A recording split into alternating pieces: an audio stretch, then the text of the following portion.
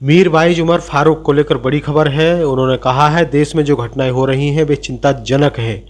क्या है पूरी खबर वो आपको बता देते हैं। हुर्रियत कॉन्फ्रेंस के उदारवादी धड़े के अध्यक्ष मीर वाइज उमर फारूक ने श्रीनगर स्थित जामा मस्जिद में अपनी तकरीरों के दौरान देश में मुसलमानों की मौजूद स्थिति पर खुलकर अपनी बात रखी है। क्या कहा है उन्होंने कहा कि मीर वाइज उमर फारूक ने कहा कि पिछले कुछ समय से हिंदुस्तान में जो घटनाएं और हालात हो रहे हैं वे बहुत ही चिंताजनक है। उत्तर प्रदेश के संभल इलाके शाही मस्जिद 500 साल से पुरानी है। कोर्ट ने जब मस्जिद का सर्वे करने का आदेश दिया तो मुसलमानों ने इसका विरोध किया और इसके विरोध के दौरान गोलियां चलाई गईं, जिसमें 5 मुसलमान शहीद हो गए। यह घटना अभी ताज़ा ही थी।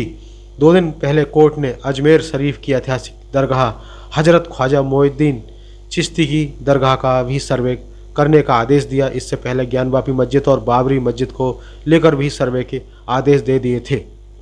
उन्होंने कहा ये घटनाएं एक बेहद चिंताजनक परिदृश्य को दिखाती हैं। जब कोई व्यक्ति कोर्ट में शिकायत करता है और फिर कोर्ट उन धार्मिक स्थानों का सर्वे कराने का आदेश देता है तो यह सवाल उठता है कि यह सब किस दिशा में जा रहा है। मुसलमानों के बीच ये चिंता गहराती जा रही है कि कहीं कोई साजिश तो नहीं हो रही जिसके जरिए धार्मिक स्थलों को कमज़ोर करने का प्रयास किया जा रहा है, खासकर उन धार्मिक स्थलों को जो सैकड़ों सालों से मुसलमानों के लिए श्रद्धा और विश्वास का प्रतीक रहे हैं।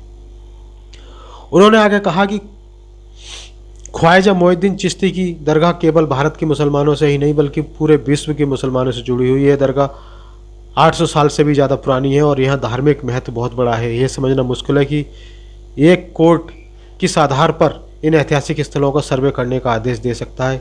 क्या यह कोई न्यायिक प्रक्रिया है या फिर इसका उद्देश्य कुछ और है।